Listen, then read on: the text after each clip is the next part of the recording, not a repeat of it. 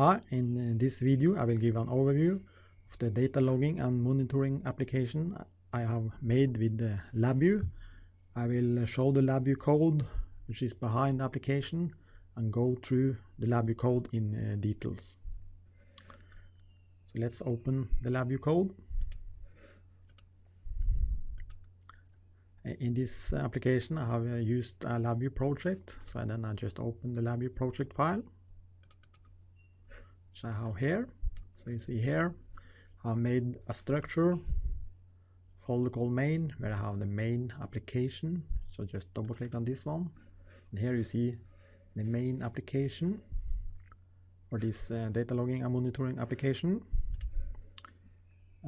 Under sub-VIs I put all the sub-VIs that I have created for this application. Under resources I put different resources like ini files or configuration files. I have a database file, I have a user guide, I have some icons that I use when I create an executable application of the LabVIEW code, etc. I also, as part of this application, I have made a web service, which you find here. In order to create new folders, you can just right click on my computer and select new, and then you can easily add new folders, etc. in order to have a good structure of your code. So let's open our main application, the data logging.vi. So here you see the front panel of this application. It consists of a tab folder with different tabs. One for one of the tabs, the first tab showing a chart of the values. So in this application are used to log data from different DAC devices from National Instruments. In this example I will just show how you can use the USB 6008 to log data into this application. On the data folder I've created a two-dimensional table where I will show all the data from the different channels connected to the DAC device. Channel settings, here I have created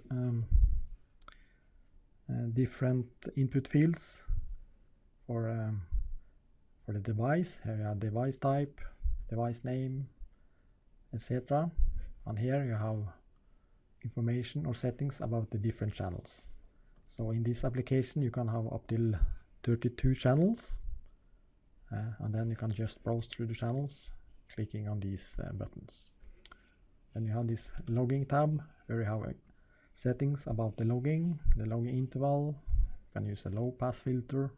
You can also choose to log to a file, etc.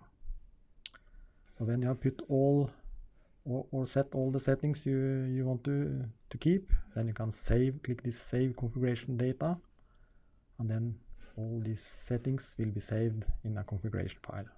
And when you're ready to start the logging, you can just click start the DAC and the logging will start. And then you can choose and just showing the values in this chart and in this array, or you can log to a file, but you can also log to a database or a cloud service. So let's take a closer look at the code behind this application. So then I can just click Ctrl E to show the code. And here you see I have a while loop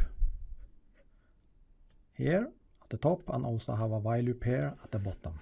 So in this application I have made two while loops that is running in parallel. This upper while loop is handling all the graphical user interface interaction with the user.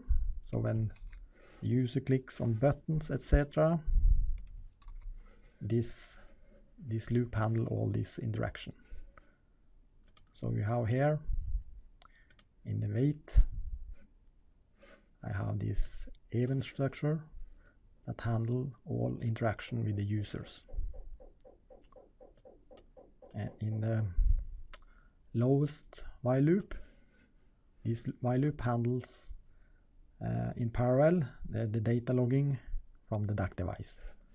So the good thing by having two while loops in parallel, these two loops don't interact with each other, because when the user clicks on buttons, etc., this logging loop doesn't influence on that one, because then the user can click buttons, set some settings, while the logging is running in parallel without interruption. I'm using a technique called the state machine. So you see here in this while loop, inside the while loop I have what you call a case structure, which is handling all the cases in this case. And also I use a shift register.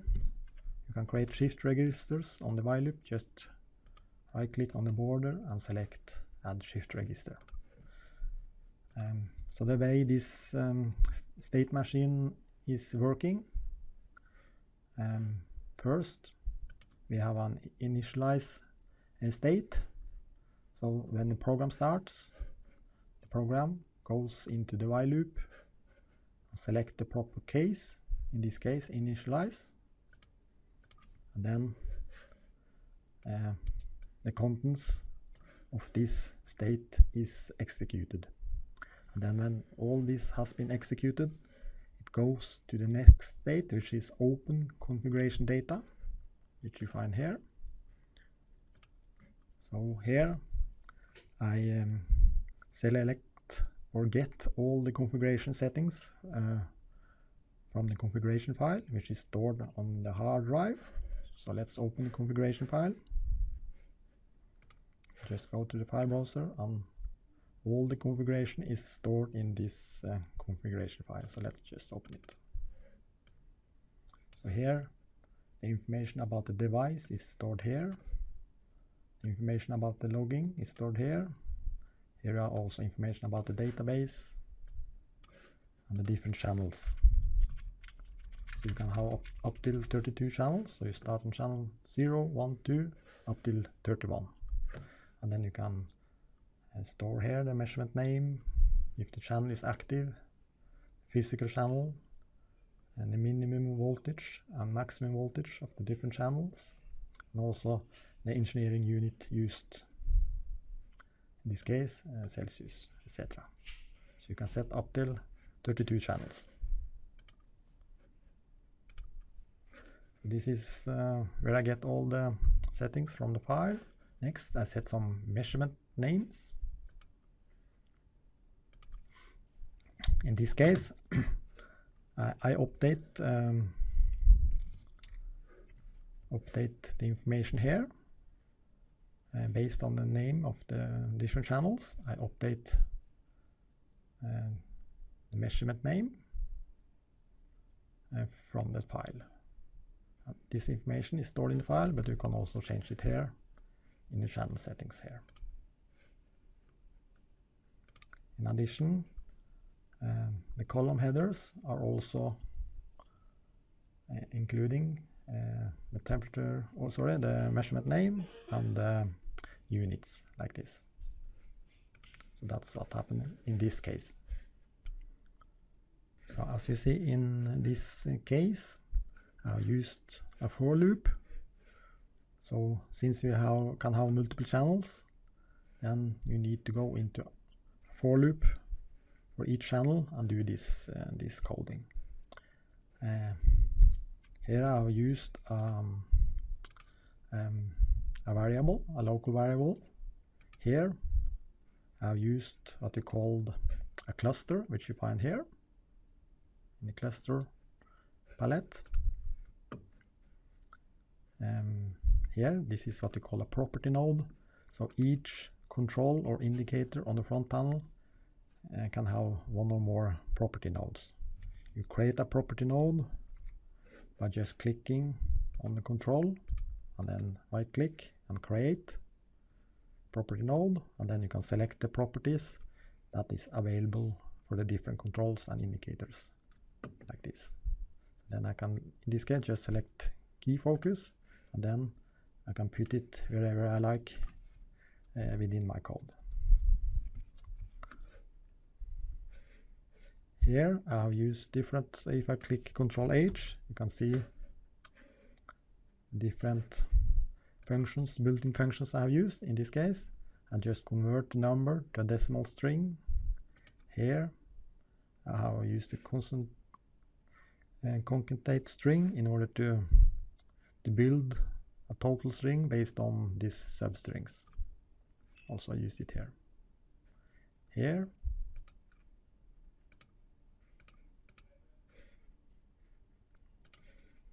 so here I have used the string subset function.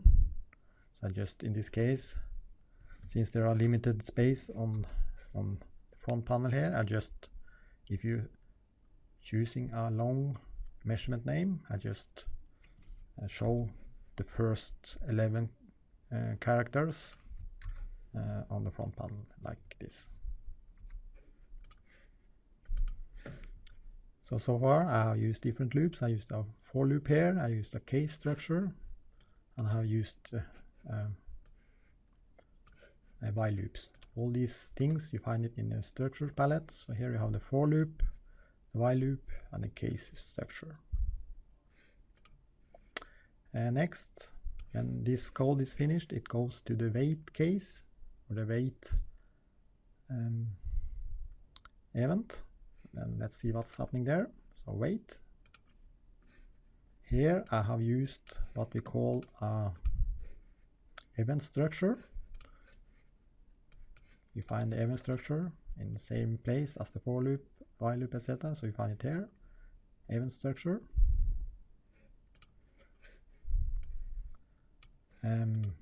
So this event structure is used to handle interactions from the user. So when a user click a button, etc., you typically want something to happen.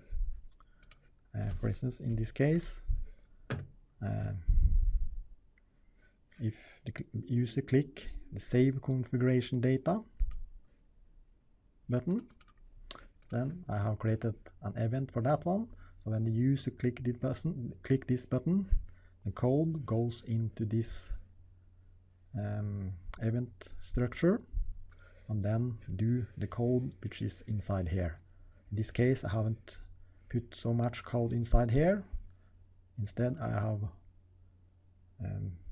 said here which case the code should go to next. So in this case, the program should go into the save configuration data event, the case.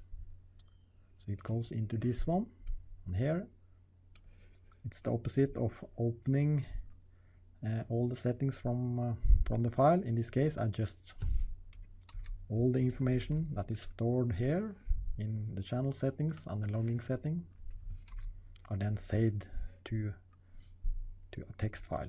In this case, this DAC settings file. So let's see how these files are working. So these are sub-VIs that I have made, and all these sub-VIs are then placed in the sub-VI folder in the Project Explorer. So let's open one of these sub-VIs. So here on the left side are the inputs, and on the right side there are the outputs of this sub-VI, and then you see the connection pane with the inputs and outputs. So let's open the block diagram for this one. So as you probably see, I also use the state machine principle in many of the sub-VIs. So in this case, when the sub-VI starts to execute, it goes into the initialize case, which is here. So in this case, it just open the configuration file using the build path function I have used here.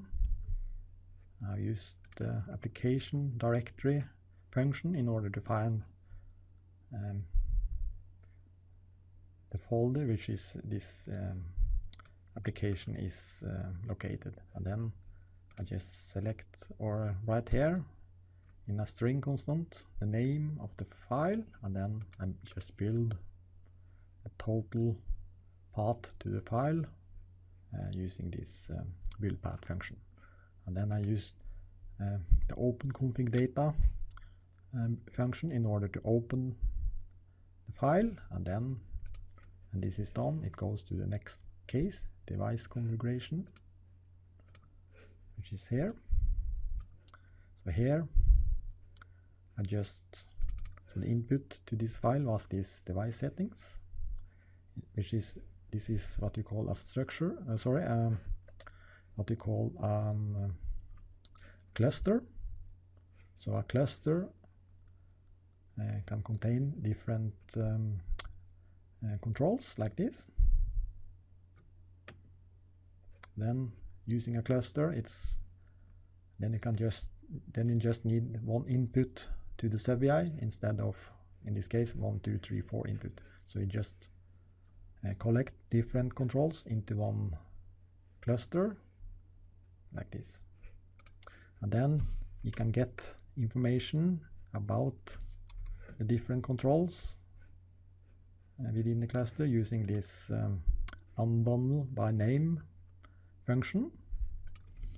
You see here you have device type, device name, DAC/MX name, and the terminal wiring, and you can get out the data inside here using this unbundle by name function. So in this case I just save all the data or the values stored in this cluster using the right key sub-VI in order to store information in the configuration file. And then this is done, it goes to the exit case, and then it just closes the configuration data.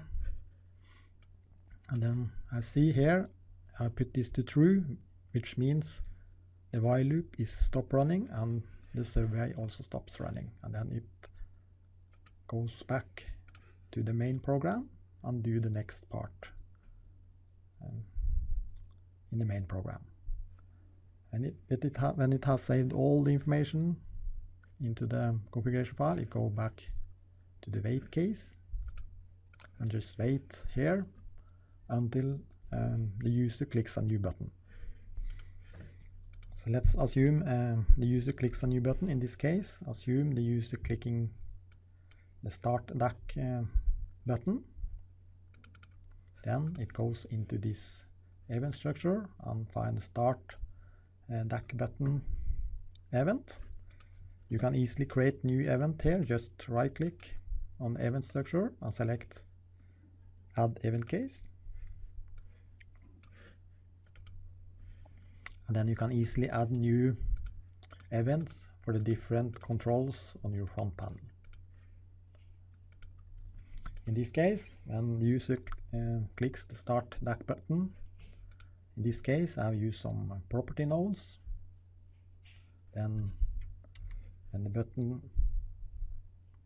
when the user clicks this button, it grays out and disables the button, because when you have clicked it, you don't want to click it once more. So then I just disable the button and make it gray.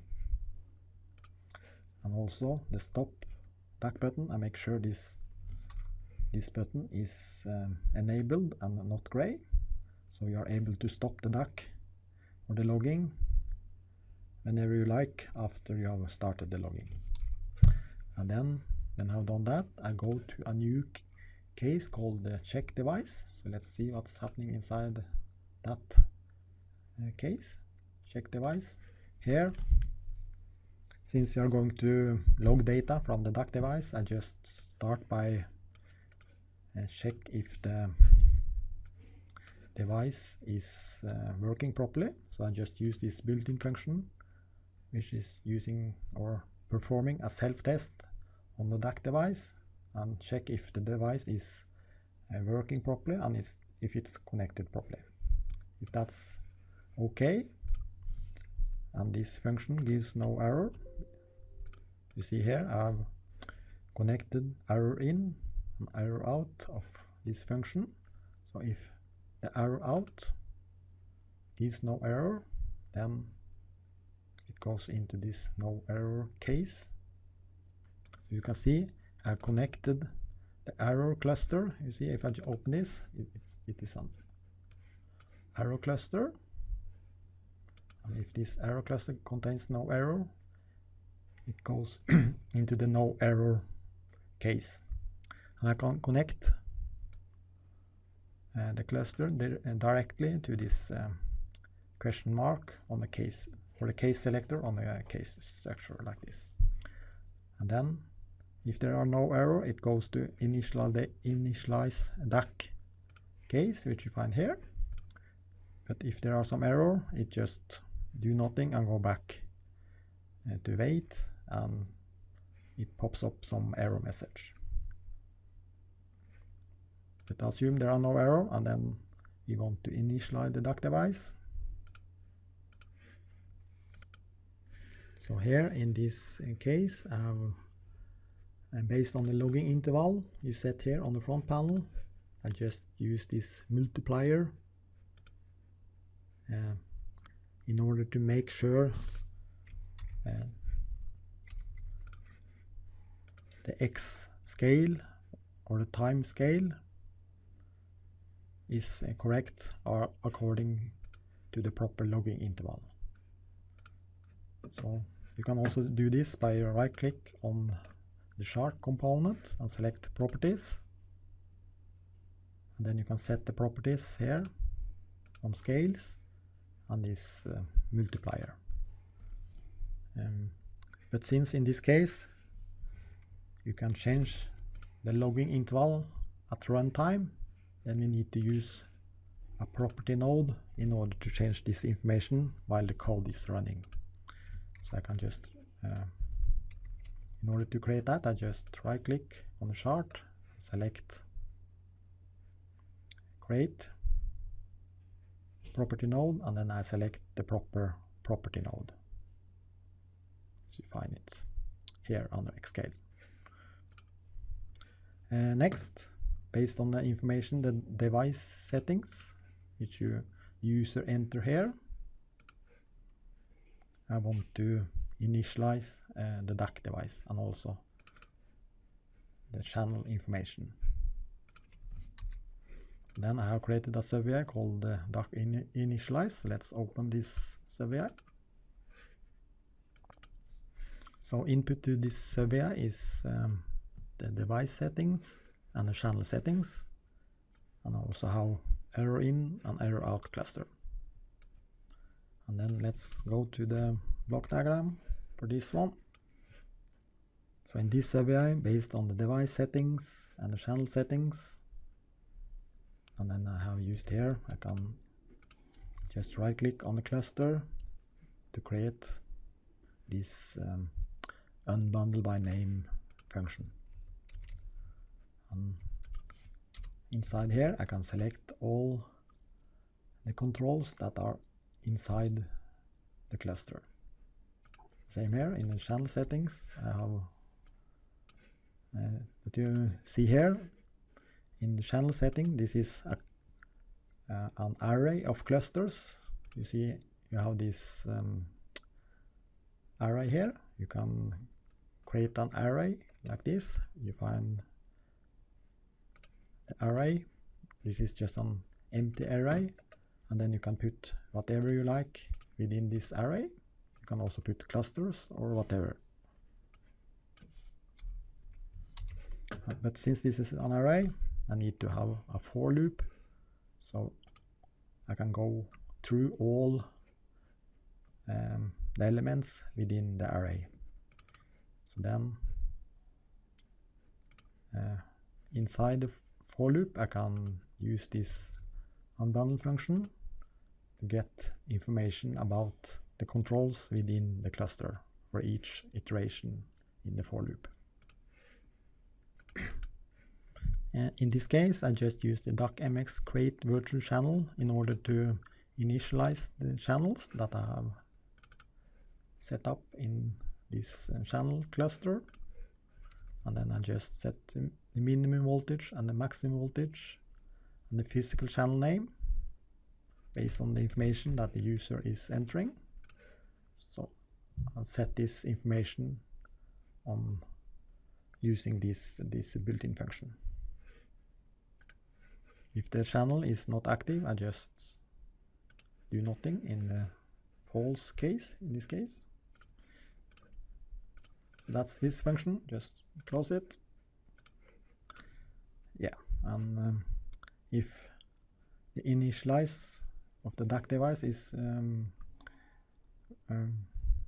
working without any error, then I just have a local variable that I set to true that is starting the logging. And then, since the logging is true and the logging is handled in the lower while loop here, so when the program here starts, it goes to initialize and then it goes to check, and here it's just checking at these intervals. So every here I have the logging interval, and this one is waiting for the next logging interval, and then it checks if this logging variable is set to true, and if there are no error in the arrow cluster, then it starts reading value from the DAC. And then I use this clever function, this select operator, based on the input if it's true or false. So if it's true, I go to the read DAC case. If not, if set to true, I just go into the check case once more and just checking until this is true. But let's see, now this should be true, so then the next case should be read DAC. So let's open this one. So here I get the values from the DAC device. So if the logging is true, it goes into this true case. If not, it just do nothing in false. But in this case it's true. And also I can choose to use some random data instead of getting the real value from the DAC device. In this case, this one is false. So then it goes into the false case here. So you see here I have a case structure here, and I have a case structure here, and I have a case structure here. So this is starting to getting a little bit complicated. But in this case, it goes into this false case, and then I'm using this built-in DAC-MX read. So it just read values from the analog input of the DAC device. And if I have configured to read from more than one channel, where I can configure that to read from more than one channel, the output here is an array. So you see this is an array of data that contains values from the different channels. So I just store this information in this control that contains the values from the DAC device. And then next I want to scale the values from the DAC device. So then I go to the scaling here. So in the scaling case, I also used a for loop, since the input is an array of values from the different channels. So then have you created a sub-VI that is doing the scaling from raw data to engineering unit. Let's take a look at this code. Here it's quite easy, so I just use this linear formula known from mathematics, and the input to this function is the voltage minimum and the voltage maximum and the engineering unit minimum and the engineering unit maximum, and then I use this formula to find this linear relationship between the voltage input and the engineering unit output. Here in this case I've used what we call a formula node, and this formula node is handy to use when you want to create more advanced formulas like this. Here it's just an unbound by name function in order to get the proper values from this cluster.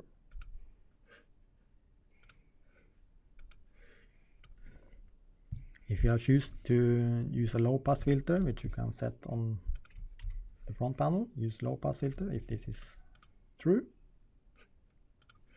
then use low pass filter is true, and then this part of the application is executed, and then I've just made sub-VI that is implementing an ordinary low pass filter, and also in this case I've used this formula node with this formula for the low pass filter.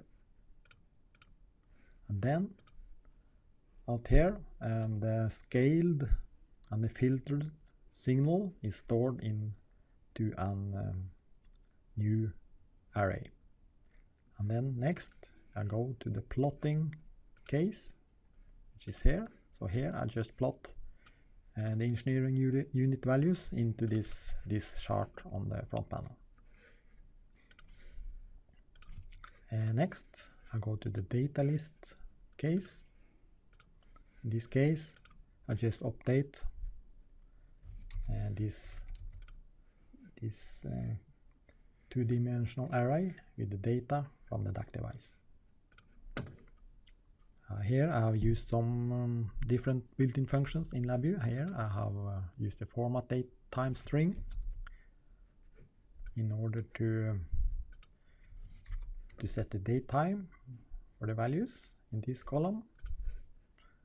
I use the build array, and here I convert from a number to a text string, and here I also use some property nodes in order to fill this two-dimensional array with the data. Actually it's not it's a two-dimensional array, but you find it here on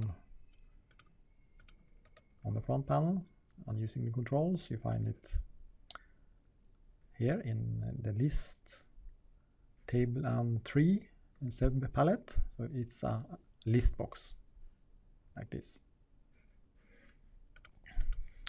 Also made some logic here in the bottom, so if the list here contains more than 1000 data points, I just empty the list and start all over, because if I store too much data in this list, it takes too much memory. Next, then I want to log data to the file. I go to this case. So if this logging data to file is set to true, I go into this sub-VI. So the input to this one is the channel settings and the actual value. I have this error cluster in and out.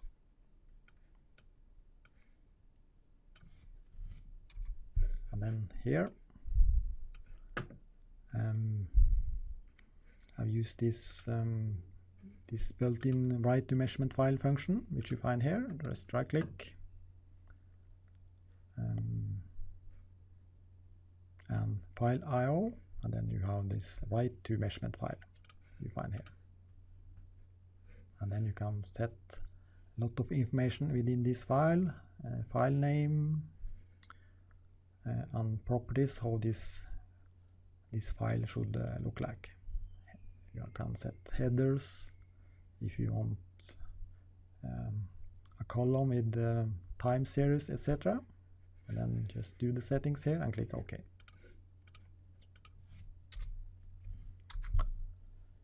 I also use these set dynamic data attributes in order to set the columns within this logging file. So the measurement name, which you set in the channel setting, are used as the column name within the file.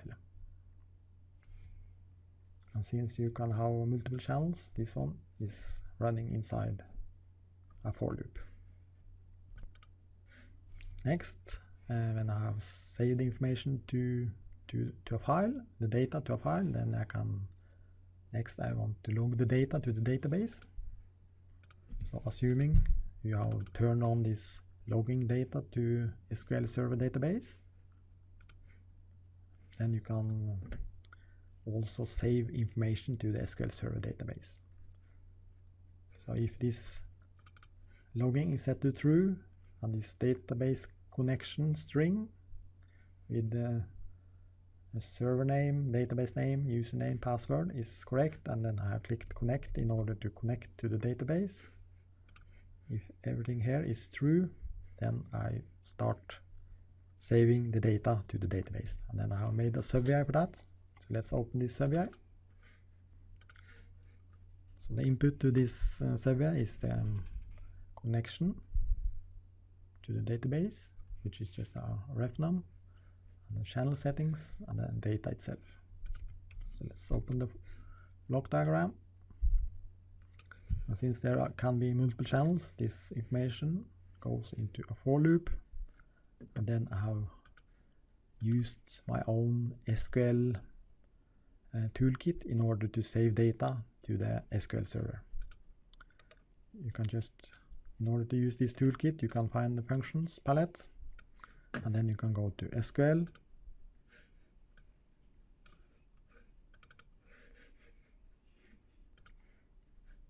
and then you see the different functions within this SQL toolkit. So you have a function for open a connection to the database.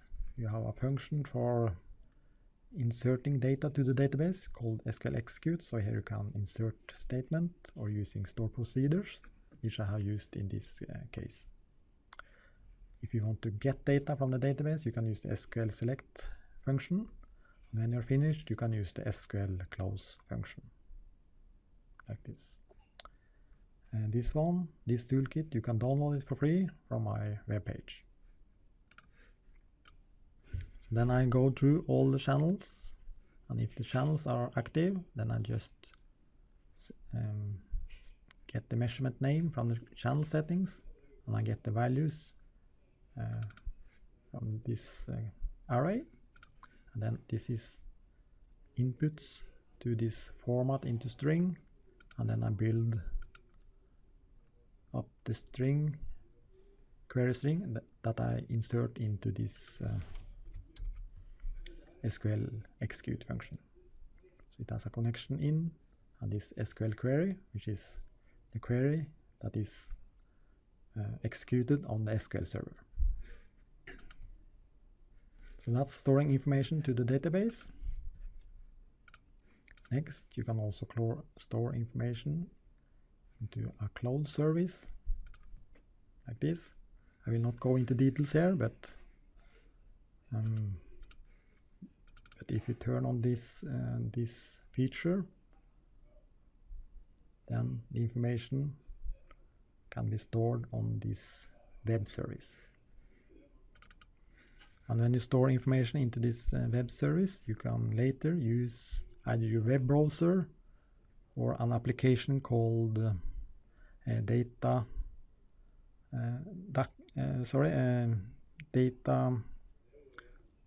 LabVIEW. This application is called the Data Dashboard for LabVIEW, which is an application that you can use for free, and you can download it either on iPad or on Android devices. So either you can download it from the Apple App Store or the Google Play, and then you can start using that application together with this logging application in order to get data on your iPad, and then you can get charts, etc. using this application. And next in the execution here, I'll go to the next case called error. So if there are some error, I just store the information in an error cluster, and then next I go to the check case, and then I wait for the next logging interval, and then checking if the logging is still true, and then I go through all the cases once more.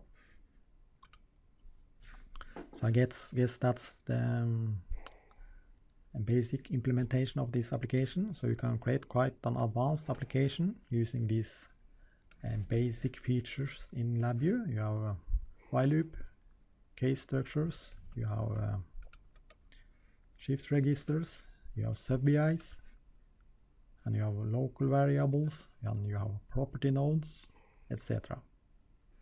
And you have also this event structure that is handy to use, and you want to handle information that is happening on the user interface, and the user clicks buttons, etc. So here I have all these events and the user click the start duck button, the stop duck button, if it changes this logging interval, etc. Here, if you click these buttons in order to go through the different channel settings, then the code goes into this event structure. If you connect to the database and clicking this connect button, it goes into this event and then connect to the database and do the code inside here, and then it goes back to wait for a new user interaction. Here I have different buttons here on help. So if the user click on this help button, then I just click on this home button, then it just open a web page. In this case, open URL in default browser. This is a handy sub-BI to use, which is built into LabVIEW. Here, help. If I click this help button, it opens the user guide, which is a PDF file, which is stored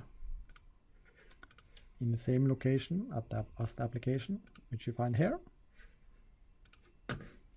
And then I just use this open Acrobat document VI, and this function is also built into LabVIEW. Here, clicking video, and I just open a web page with a link to the YouTube video I made, which is explaining this application.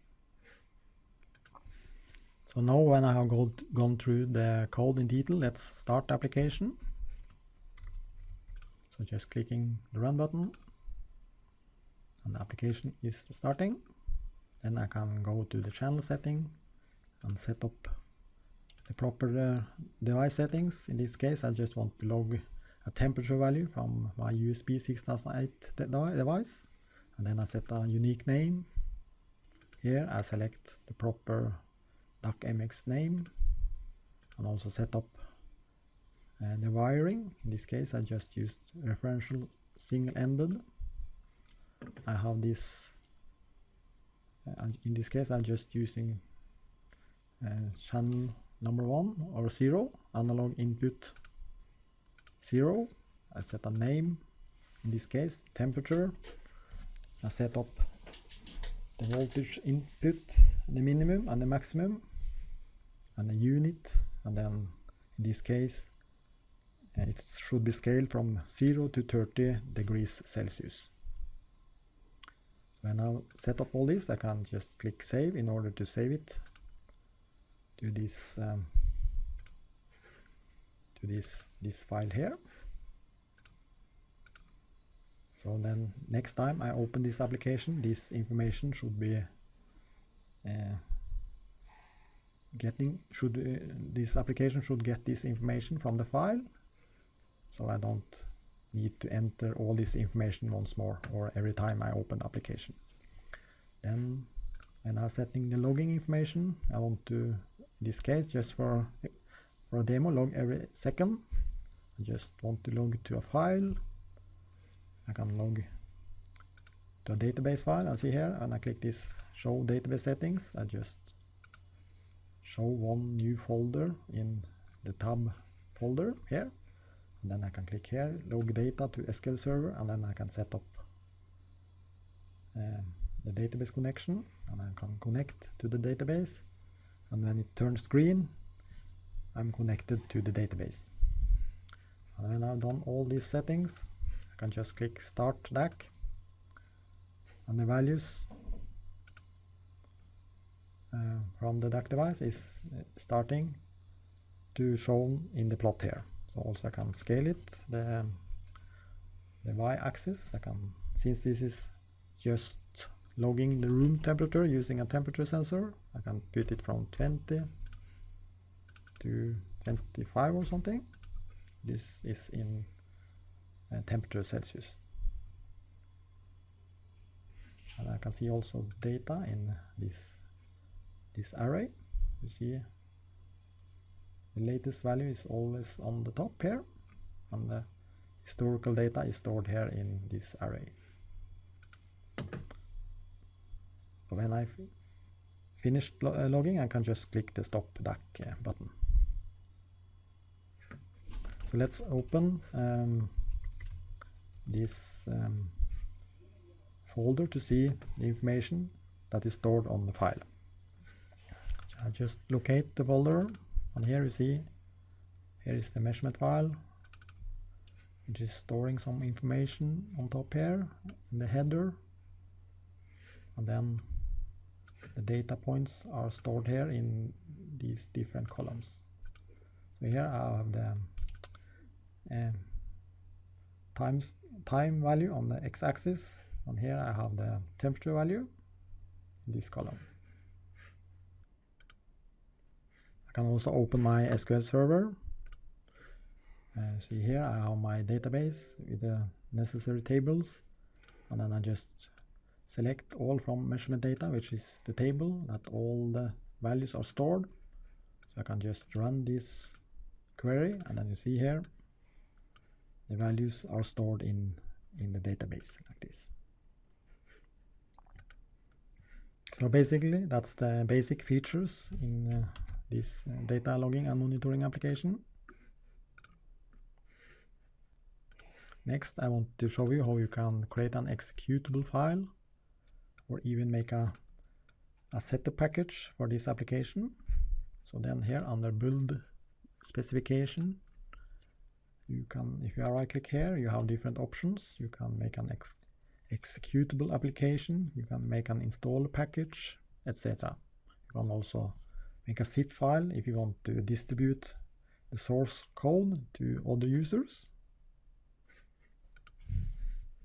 But let's start with the executable file. So then I have opened this configuration. So here you can set different settings for the executable file. You can set the name, you can include the startup file, additional files, etc. Here is the destination where you are building the executable file. You can also include an icon, and you have some other settings as well. And then you can just click build in order to build the executable file. And then also next you can create a setup package, which means that you don't need to have LabVIEW in order to run the application. If you just use the executable file, you don't need to have LabVIEW on your computer, but you need to have or install the LabVIEW runtime engine if you make an executable, make up a setup package, you can also want to include the runtime engine within this setup package. So then you can just run the setup exe in the setup package, and LabVIEW runtime will be installed, and also your executable application will be installed. And you can set up shortcuts, etc. that is appearing either on your desktop or in the start menu in Windows. So here you see the results of this when I clicked build on the executable, and then all here is the executable file. Here are additional files that are included, the setting files or the configuration files, the user guide is here, etc. So then I can just click on the data logging exe, and here I'm starting the application without LabVIEW. So this is using the LabVIEW runtime engine in the bottom. And also see here I got a new icon which I have included in my setup package. Then I can use the application, start the DAC, start logging, etc. And then I can distribute this application to users that don't have LabVIEW on their computer. So that's all. You can download this application and also the LabVIEW code for free on my homepage, and you can use it as it is, or you can make any changes that you want. So good luck with your data logging and monitoring applications.